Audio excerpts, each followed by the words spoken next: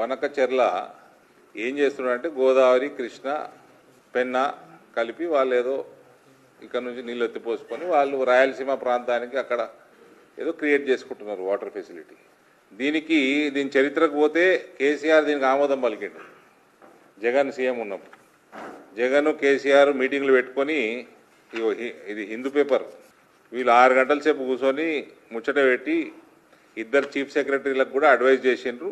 AP reorganisation act ప్రకారం guidelines ప్రకారం CWC guidelines ప్రకారం క్లియర్ చేసి కేసీఆర్ మరి టీఆర్ఎస్ వాళ్ళు ఏమంటారు చూద్దాం. ఇవాళ అలా వస్తున్నారా అండి మీటింగ్కి?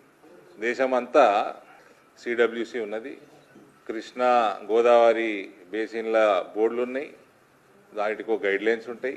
తెలంగాణకి అన్యాయం జరగనిచ్చే ప్రశ్నే లేదు.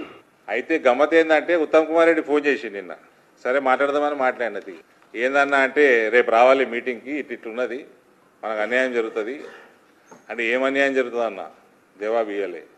సరే పోనీయండి మీ ప్రణాళిక ఏంది అన్న, తెలంగాణకి ఎన్ని నీళ్ళు అవసరం పడతాయి ఉందా, ఐడియా ఉందా, మనం ఎంత టీఎంసీ మనము ఆపుకోవాలి, దానికోసం మనం ఏదైనా ప్రాజెక్టు ప్లాన్ చేసిండ్రా అంటే జవాబు లేదు. ఎంత టీఎంసీ రిక్వైర్మెంట్ ఉందంటే జవాబు లేదు. ప్రాజెక్టులు కట్టడానికి పైసలు ఎడికెళ్ళి తెస్తారు అంటే జవాబు లేదు. మీ ముఖ్యమంత్రి ఏమో జర్నలిస్టులతోటి పబ్లిక్ తోటి అందరితోటి ఎక్కడ పడితే అక్కడ నా దగ్గర పైసలు లేవు ఎట్లా నడిపేలా రాష్ట్రం అని ఆయన అడుగుకుంటున్నాడు. ఉల్టా మీరు చెప్పాలన్నట రేవంత్కి ఎట్లా నడపాలనో చెప్పిండ్రా, మరి చెప్పిండ్రా? లేదా ఏం కోసుకో తినాలి.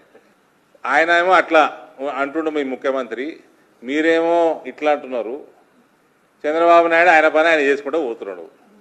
మీరు చేస్తున్నారంటే మీకు చేతనైతే లేదు, మిమ్మల్ని కట్టొద్దన్నాడా?